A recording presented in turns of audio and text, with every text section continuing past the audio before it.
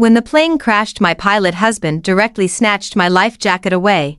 When the plane crash happened, my pilot husband Samuel immediately snatched away my life jacket. He pinned me firmly against the emergency exit, using me to shield his first love from the raging flames, giving her the chance to survive. In my previous life, the same thing happened. He pushed me out to save his first love. As the plane disintegrated, I was burned alive, my body completely destroyed. He cried inconsolably at my funeral, yet married his first love the very next day. But then he got into a car accident. Before dying, he said he regretted his actions. If given another chance, he swore he would save me. When I opened my eyes again, I was back at the moment of the plane crash. Once more, he chose to save his first love, tying me to the disintegrating plane to await death. Samuel used a safety rope to bind me tightly to the emergency exit. Having learned about airplane emergency procedures, I knew clearly that he intended to use my life alone to give everyone else a chance to escape, using my body to block the oncoming flames, delaying the disintegration of the plane's emergency exit. But I would be incinerated the instant the exit broke apart, my body torn into countless pieces. This was something emphasized repeatedly in survival training. Samuel must have remembered. "Samuel," I shouted, but in the blink of an eye, I saw him embracing his first love as they jumped into the sea together. He held her figure tightly in his arms. The plane's fuselage grew hotter and hotter, plummeting at an extreme speed, and I was left hanging at the emergency exit, experiencing the torment of ice and fire. My arms were scorched by the fierce flames. The skin gradually curled and blistered. The plane began to rapidly break apart in two places. At that moment, my entire body was overwhelmed by the fear of impending death. Looking at the death knot Samuel had tied with his own hands, seeing my wrists bruised purple from being trapped, I finally understood how laughable Samuel's deathbed regrets in my previous life were. Heaven had given him another chance. Yet he still gave the opportunity to live to his first love, Olivia.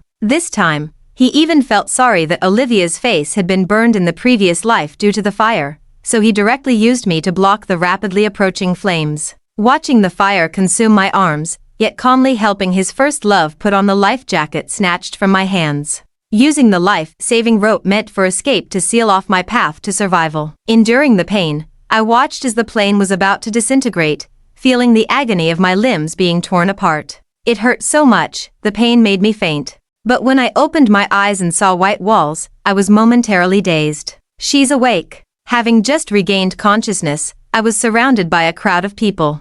Several doctors and nurses pushed through the crowd and approached me. "Vitals normal. No adverse reactions." "Excellent." The doctor in charge told me that in the last moment before the plane disintegrated, I had fallen into the nearby sea. A man who had been sea fishing rescued me. He drove through the night to bring me to the hospital. Most fortunately, that man was also an accomplished surgeon. So along the way, he saved my life using his extensive emergency medical knowledge. The group surrounding me were mostly reporters. This plane crash with 0 casualties had received extensive media coverage. Due to the massive exposure, the media discovered that there was one unauthorized passenger on the flight beyond the official head count. But the airline refused to provide the specific passenger list, citing protection of customer privacy. In the end, it was the pilot Samuel who admitted that his wife Chloe had used his name to board the plane against regulations. As a result, many uninformed members of the public believed I deserved such severe injuries. Some even publicly stated that I should have been dismembered and killed when the plane broke apart. My personal information was released online. During my hospitalization, countless media outlets and social media influencers wanted to get a first-hand interview with me, constantly harassing me. The hospital could only tell them I hadn't fully regained consciousness and was still in a coma, blocking them from entering. But Samuel, as my husband, never showed up. Looking through those reports, I learned that Samuel had been named an outstanding pilot and everyday hero for his rescue efforts. He even did interviews with his first love Olivia, the two of them playing off each other, claiming that I had obstructed their rescue efforts. And that I had always been suspicious of their pure friendship, deliberately using Samuel's name to board the plane. All because I was jealous. They said it was my jealousy that nearly endangered everyone on the plane. There were even people online starting to ship them as a couple, with captivating videos that even had me mesmerized. As I was watching, the attending physician walked in. "I see your spirits have improved a lot. You're even interested in shipping your husband with someone else?" I closed my phone and cooperated with his examination. A whole patch of skin on my arm had been burned off, and every dressing change felt like death. He looked at it and said, logically, sitting in the middle, you should have been among the first group to escape. How did you end up burned so badly? And why are there marks on your hands as if you were tied up? I looked at the attending physician. I've been following the news for so long. Why haven't I heard anything about the black box? It hasn't been found yet, after all it fell into the sea. I shook my head. It would be found soon. Once found, everything would become clear. In my previous life, Samuel's accident happened just before it was found. At that time, I really thought he was distracted by guilt over me, causing him to be hit by a car and die. Only later did I learn that it was because the black box had been found, and the fact that he had illegally allowed his first love into the cockpit and pushed me out to die was about to be exposed. After enjoying being adored by people for so long, he couldn't accept going from heaven to hell. Once the black box is found, everything will be clear. All right. Not long after the attending physician left, Samuel arrived. Olivia was following behind him. Seeing their matching couple outfits, I turned away in disgust. But Samuel sat down beside me and said, now that you're awake, do an interview and say what I tell you to. He tossed a notebook at me, hitting my hand. Using an imperious tone, he said, just take responsibility for everything yourself. It's not like they'll do anything to you anyway. It'll save my job and help Olivia get reinstated too. It's a good thing. A good thing? I couldn't hear anything good about it. He put the nearly wilted flowers he was holding into my vase. As long as you obediently say what I tell you, I won't divorce you. You'll still be Samuel's wife. If you don't. He glared at me before continuing, we'll have to get divorced. This kind of threat had existed since I married him, and it had always worked before. This time he thought it would work too. Olivia stood to the side, looking at my injuries with disdain. But she put on a pitiful act and said, sister, you really misunderstood. Samuel and I are just ordinary friends. If you hadn't boarded the plane this time, none of this would have happened. So, please, do me a favor. After all, you were in the wrong. I didn't board the plane. I was on that flight because of a sudden work assignment. The company booked the ticket for me. The HR department even specially grabbed this ticket for me, considering that my husband Samuel and I lived apart most of the time. But in their words, it became me insisting on coming to catch them in the act. They even claimed that leaving me at the emergency exit, nearly causing me to be dismembered, was what I deserved. Olivia cried and pointed at the scar on her hand. If it wasn't for you constantly obstructing Samuel from rescuing me, I wouldn't have had such a large area of skin burned off. Samuel looked at her with heartache before turning to me and saying, look what you've caused. Don't you feel any guilt? Olivia has so many burn injuries. If you hadn't fought for the life jacket and refused to give it up, how could her injuries be so severe? I let out a cold laugh. I was a legitimate passenger who bought a ticket. That life jacket was from my seat. I looked at Olivia.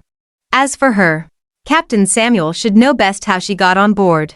At this point Samuel fell silent, just lowering his head and fiddling with his fingers. He knew very well that this flight was going to a seaside destination. Olivia had insisted on going on a beach vacation with him, just the two of them, without me around. So Samuel made an exception and let her sit in the cockpit. Since they were all part of the same flight crew, everyone turned a blind eye, and Olivia just sat in the cockpit accompanying him on this flight. Moreover, Olivia played a big part in causing this plane crash. This was probably something even Samuel himself didn't realize. Olivia was originally part of our flight crew. If it wasn't for you reporting her and getting her suspended, she wouldn't have had to sneak on board with me. So you share responsibility too. I reported her? I looked at Olivia and saw her face turn bright red in an instant as she lowered her head, not daring to speak. Although I had always been dissatisfied with Olivia's relationship with Samuel, because their flight routes were so dangerous, I worried about Samuel getting into an accident.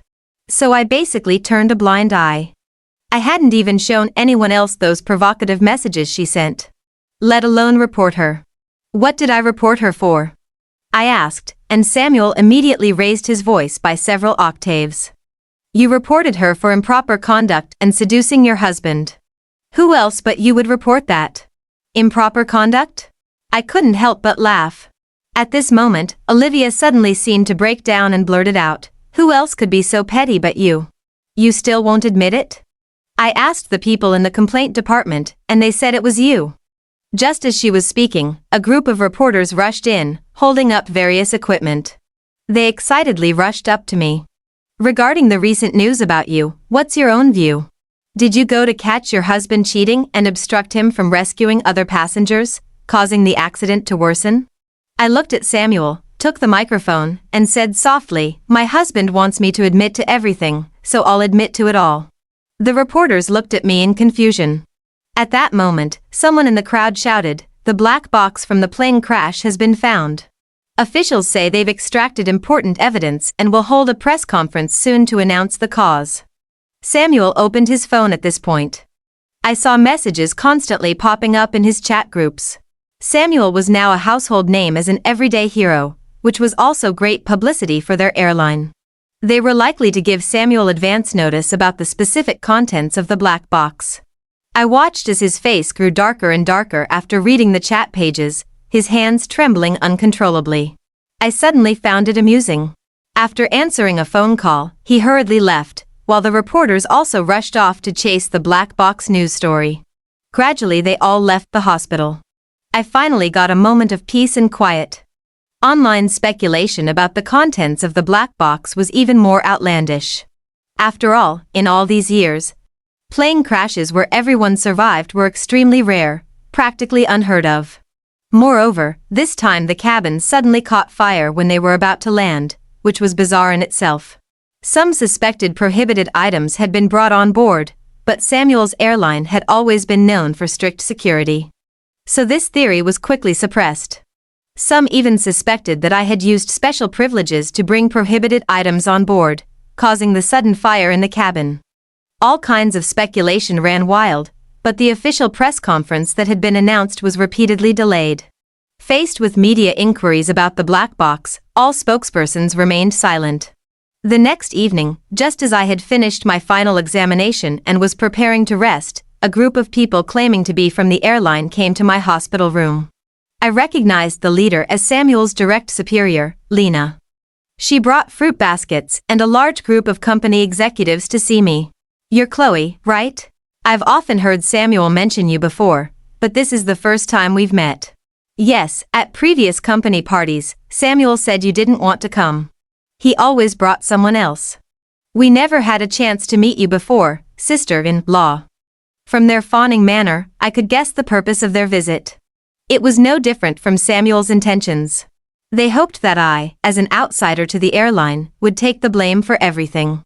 Lena even promised me, "This incident has a major impact on our company's reputation.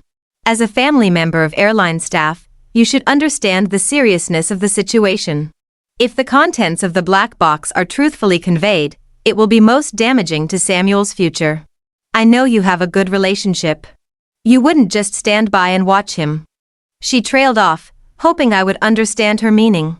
But before I could speak, Samuel pushed open the door and entered. Seeing this, the executives quickly said, "Perfect timing. You two should discuss this matter as husband and wife. It's not appropriate for us outsiders to get involved." Lena even said to Samuel as she left, "I've already warned you. The contents of the black box are not favorable to you. Talk it over properly with your wife. As long as one person takes responsibility for this accident, it can be considered settled." As soon as the door closed, Samuel exploded in rage. "It was you who brought prohibited items onto the plane, using my name. Chloe, how did I end up with someone like you? Do you know how much you're affecting me? You'll be the death of me. Me bringing prohibited items? I went through normal security screening procedures to board. And just as those executives said, Samuel had never introduced me to any of his colleagues as his wife. How would they know I was his wife and give me special privileges? Who told you it was me?" Samuel laughed coldly. "My boss said it herself." At that moment, Olivia walked in carrying a bunch of things. She had completely changed her clothes. She was decked out in gold and silver jewelry. She imperiously said to me, "Sister, just admit it. It's all recorded in the black box." Samuel came to find you this time because he wants to help you. If you wait for the black box to be made public, you'll be drowned by the spit of public outrage. Besides, I don't blame you. Even though you nearly got me killed, Samuel has already made it up to me today." As she spoke, she made a point of showing off the gold bracelet on her wrist and her expensive necklace. I turned on my phone, which I had muted notifications on earlier. After the signal improved, one payment notification after another came through. I had been undergoing treatment all afternoon, so my phone was on silent. With the poor signal in the hospital room, I hadn't known anything all afternoon. Now I saw that in just one afternoon, a full $50,000 had been spent from my account. Samuel acted like he was doing me a favor and said, "You were too reckless this time.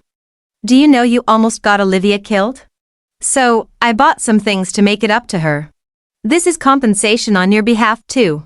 It's just $50,000. Considering what you did, you're getting off easy." Olivia nodded beside him. She started listing out those expensive luxury items in detail. These were all stores I never dared to enter. On the rare occasions I did go in and heard the prices, I didn't dare make a purchase. Yet she had bought them using my money. "Sis, Samuel actually cares about you a lot. Since he's speaking up for you like this, I won't pursue this matter either. As long as you admit it and issue an apology, everything will be over." Samuel went even further, saying that as long as I made the statement, he wouldn't divorce me. As the two of them went back and forth, I dialed a number on my phone. Samuel asked impatiently, "What are you calling at a time like this? We need to resolve this situation first." I ignored him. "Hello, I'd like to report a crime." Samuel never imagined I was calling the police. So, in the time before the police arrived, he kept thinking I was just joking to scare them. He didn't react even as Olivia was being taken away. I pointed at the payment records on my phone and said to him, "Have you forgotten? When we got married, you forced me to go to the notary's office to sign a prenuptial agreement." Back then, Olivia had broken up with him. He accepted my confession, and after we were together for a short while, he wanted to get married. But before the wedding, he forced me to sign a prenuptial agreement. From the start of our marriage, we kept our finances separate. He never spent an extra cent on me. In all our years of marriage, the best gift he ever gave me was a second-hand bottle of perfume. But he gave Olivia the very best of everything. This time, he probably gotten too used to my submissiveness. In the past, I never cared how much money I spent on him. I worked hard to earn money at my company, just to let him maintain a glamorous image outside. After so long, he had completely forgotten. This was my card I had given him. It contained only my own money, with no connection to him at all. "Even if it's your money, don't you remember what you did on the plane? After how you've treated Olivia, if she reveals everything you did, how will you go on living?" After saying this, Samuel told me to immediately go tell the police it was all a misunderstanding, that I was just throwing a tantrum and none of it was true. I pushed him away. "Whatever I did on the plane, we'll wait for the black box to come out and then discuss. No matter what the results are, I'll accept them. But this time, there's no way I'm going to tell the police it was a misunderstanding." Samuel pointed at me, saying I was sick in the head. As he was leaving, I heard him call his parents to ask for money. Probably to bail out Olivia. He even took out a large sum to repay me, and in the end, Olivia was only detained for 5 days. During these 5 days, all the information from the black box was fully analyzed. I hadn't made any statements, and according to the rules, key clues were to be made public. Samuel had blocked me early on because I reported Olivia to the police. I couldn't even see his social media updates. Even during my hospital stay, when the hospital called him to inform him about my condition, he only had one thing to say. "Even if she dies in the hospital, it has nothing to do with me." I heard these words loud and clear. As a result, he was completely unaware of my entire treatment process. I signed every critical condition notice myself. When I underwent my final surgery and the doctor told me that my life was completely saved, with no risk of complications, I sent Samuel a text message. "Divorce." And that person who had disappeared for so long replied with lightning speed. "Okay." The next day, he came to my hospital room with divorce papers and Olivia. Olivia proudly pointed at her belly, telling me she was pregnant, 3 months along. Samuel didn't say anything, just threw the signed divorce agreement in front of me. I took the pen and signed my name without hesitation. At this point, Samuel, holding the divorce agreement with my signature, froze. You signed so quickly? He looked at me in disbelief. I nodded. At this moment, a new patient was being moved into the room. Samuel and Olivia made way at the doorway. As soon as they entered, a family member of the new patient grabbed Olivia. What a coincidence! The lady didn't seem to be on good terms with Olivia, casually greeting her. Instead, she looked like a long-lost enemy, her eyes red with anger. What are you doing at the hospital? Whose husband have you set your sights on now? Samuel pushed the person away, saying directly, Who are you? Why are you talking so rudely? But when this woman saw Samuel, she became even more agitated. I'm talking rudely? She wrecked my family, encouraged my husband to divorce me, and transferred assets. My daughter was seriously ill with no money for treatment, almost dying in the hospital. And I'm the rude one? I'm being quite civilized already. Samuel looked at Olivia in disbelief. Olivia quickly put on a pitiful act, saying, It's a misunderstanding. All a misunderstanding. She must have mistaken me for someone else. But the other party wasn't backing down. After spitting, she pointed directly at Olivia. Even if you turn to ash, I'd recognize you. I've watched the surveillance video of you and my husband over 100 times. I even know about the red birthmark on your chest. When the red birthmark was mentioned, Samuel clearly started to believe this woman. His hand protecting Olivia slowly loosened. The woman walked right up to Samuel. Let me show you, I'll find it for you to see yourself. The video was then played. I felt sick just hearing the sounds.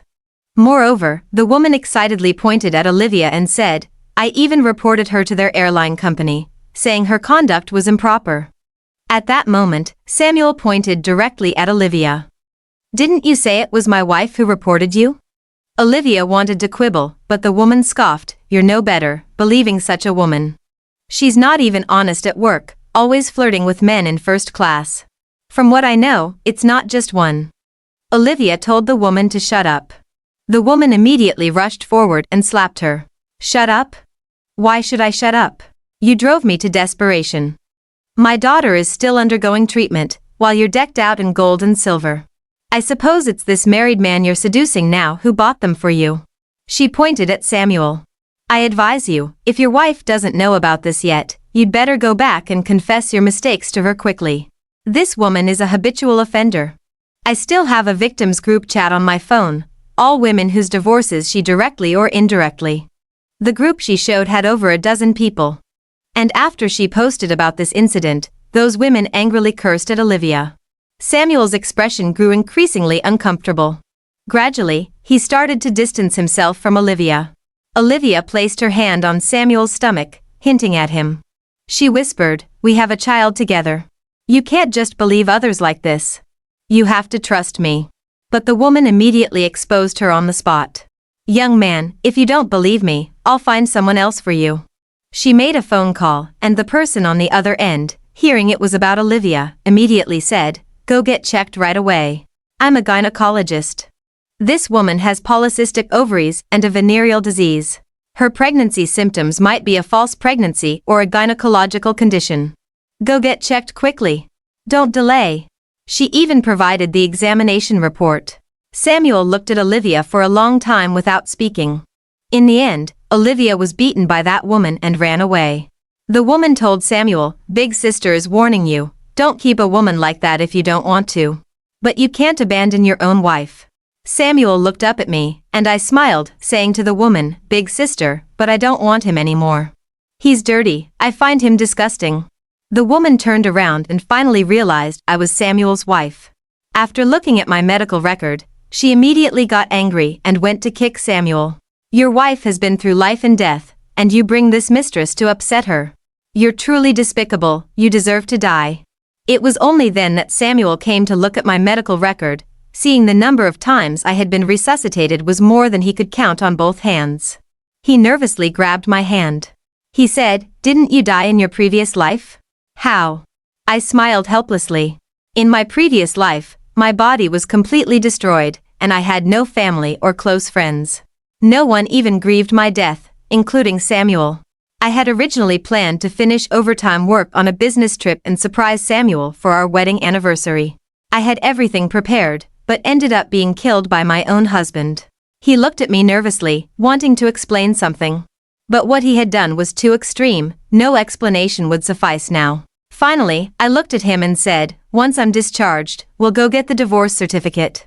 I don't want to spend another moment with you." But Samuel said to me, "Give me one more chance. I can take the blame for the plane incident. I can say I did it." I laughed out loud, looking at Samuel. "You still think it was me?" He looked at me, not understanding. Because he had already decided I was that kind of person. So even knowing how promiscuous Olivia was, he couldn't believe that Olivia was the real culprit behind the plane incident. I sent him away, not wanting to hear him speak at all. After he left, I posted the time for getting our divorce certificate, then blocked him. That very evening, the authorities released an announcement. After analyzing the contents of the black box, they decided to arrest Miss Olivia for maliciously carrying prohibited items onto the plane, as well as Captain Samuel for intentionally delaying rescue efforts.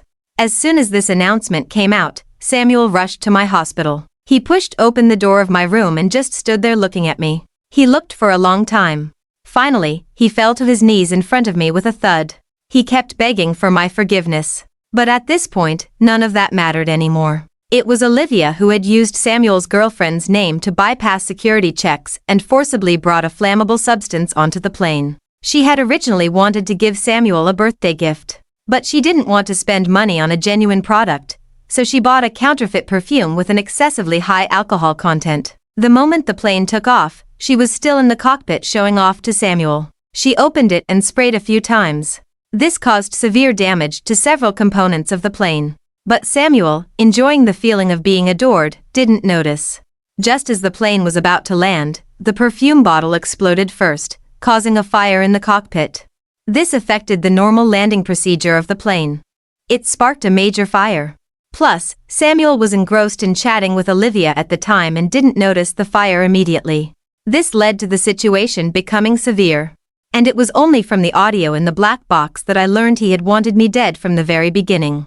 After discovering the situation, his first action was to tell Olivia to go directly to my seat and steal my life jacket. The precision of the location didn't surprise me. I knew he had been reborn too. But what I hadn't expected was that my location was in the middle section of the plane. I had a full chance to escape to the sea surface when the plane was at its lowest altitude. But he used his knowledge to redirect the fire towards my direction. He directly blocked my escape route, using me to stop the fire's advance. While I was being burned by the fire, he was hugging Olivia, repeatedly confirming her safety, with a concern in his voice I had never heard before. Even when his colleagues asked if there were still passengers inside, he decisively said, "No, everyone evacuate quickly to avoid a secondary explosion of the plane." And at that time, I was tied to the emergency exit by him. If he had just untied my rope before jumping, I could have escaped. But he didn't. He wanted to ensure his own escape was foolproof. He traded my life for the advancement of his relationship with Olivia, for honor, but lost my life in the process. I closed the black box video and watched as Samuel, standing in front of me, was taken away by the police. Every apology he uttered at the end was full of irony. "Wait for me. Chloe, wait for me, I will definitely give you an explanation." I didn't respond. When I was almost fully recovered, I sold the house I had bought outright. I bought a new small apartment suitable for living alone. I changed all my contact information, including my social media accounts. Samuel was sentenced to 6 months in the first trial, had his pilot's license revoked, and was ordered to compensate me. His parents came to me hoping I would refuse this compensation request, but I didn't agree. As a result, they spent almost everything they had to compensate me, only to get a reduced sentence for their son. But because of his imprisonment, it delayed our divorce proceedings, so I had to file a lawsuit with the court. After Samuel was released from prison, he began searching for information about me. He seemed to have gone crazy. When he found me, the court proceedings had just finished, ruling that our relationship had broken down irretrievably. I had obtained the divorce certificate. But he grabbed my hand, asking me to give him another chance. What happened with Olivia before was my fault, but I've already paid the price. Now there's nothing stopping us. Chloe, I know you love me too. Can we start over? I looked at him, feeling that he was completely different from the spirited young man I had first met. He always thought I was a fool. Before, I would believe anything he said. This led him to think I wasn't very smart, but he never considered that I just loved him too much. Loved him enough to give him chance after chance. I looked at him and asked, was it only Olivia? He stared at me blankly, not speaking. I took out my old discarded phone and slowly showed him at the coffee shop where we first met. In our first year together, he met a junior female student. During the year I was away for an exchange program, he never asked about me changing our couple's profile picture, and maintained an on and off relationship with that junior. The junior even actively sought me out, asking me to let them be together. She cried miserably, as if she had lost something very important. I said I would let them be together. Later, Samuel came back to me, and that time I gave him a chance. That was also the last chance, given because I loved him. But Olivia, plus the plane accident, had shown me how disgusting this man truly was. I could never give him another chance. Finally, I opened a video. This was a video of me and him that Samuel had taken long ago, which I found when selling the house. He had sent it to Olivia. There was one sentence in the video that I remembered clearly. Just playing around. But at that time, I thought my decade-long pursuit had finally been reciprocated. The night he agreed to be with me, I tossed and turned, unable to sleep, looking at our photos together over and over again. But in his words, it was just playing around. Samuel, I've given you countless chances, but my decade of love for you has long been exhausted. I have only hatred for you now, no other feelings. How do you expect me to start over with you? He sat there, still unwilling to leave. Instead, it was me who stood up to leave first. As I was paying the bill, I told him, I know you've been reborn. He stared at me in shock. You. Me too.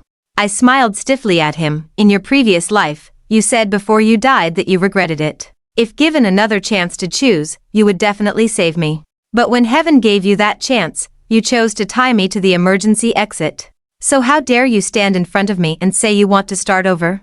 Have you no shame? The slap I gave him was resounding, so loud that I felt him shudder. At this moment, his phone rang.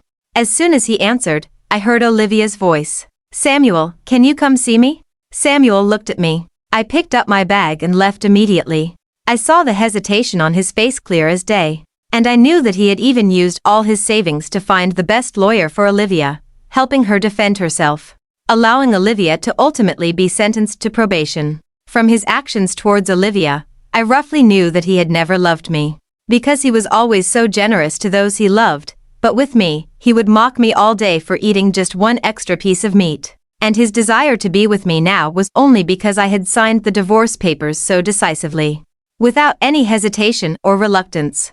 This was completely different from my previous dog-like devotion to him. He didn't like not having a devoted follower anymore. That day when I got home, I destroyed all the photos of us together over the years, and all the mementos I had kept. The diary I had kept for many years, filled with his name on every page. I burned it all. That day I had a little drink and signed a contract with my company to study abroad. Before turning off my phone, I saw a plea for help from Samuel. Save me, save me. I found it laughable. He had sent something similar before. I had rushed over in a panic, not daring to slack off even in heavy rain, to get to his apartment, only to find out it was a joke he and Olivia were playing. They wanted to see how much I loved him, even timing whether I would arrive within half an hour. Now he wanted to try again, but I was no longer the person who loved him beyond all reason. I turned off my phone and had a very deep sleep. When I woke up, my phone had many missed calls. I was surprised to see one from the police station. I called back, somewhat confused. The voice on the other end directly notified me to come identify a body. When I arrived, Samuel's parents were already there. I immediately vomited. Olivia's body next to him. The police explained to me that Olivia had conspired with others to lure Samuel for money. Because when Samuel had hired a lawyer for her before, he had spent a huge sum, leading Olivia to believe Samuel must be very wealthy. But after luring him there, they found out Samuel was actually penniless. The group of criminals then killed them both. When they were found, they were already lifeless. After the criminals were caught, they confessed to everything. I showed the text messages on my phone to the police as well. At the time, I felt a bit guilty, wondering if it would have been better if I had called the police. But the police said, "It's fortunate you didn't go." According to the criminal's confession, Samuel had actively suggested that you were a high-level executive at a listed company, so you must have money. And you loved him so much, you would definitely pay to save him. Moreover, they said that at that time, Olivia had told them that they had played this game before. I had arrived in less than half an hour. But this time, they didn't wait for me. I even found an unsent half a message on Samuel's phone. "Chloe, I hate you, you really don't." I knew he wanted to say that I really didn't love him. But I felt he deserved it. Repeatedly exploiting others' love, this was the end result he got.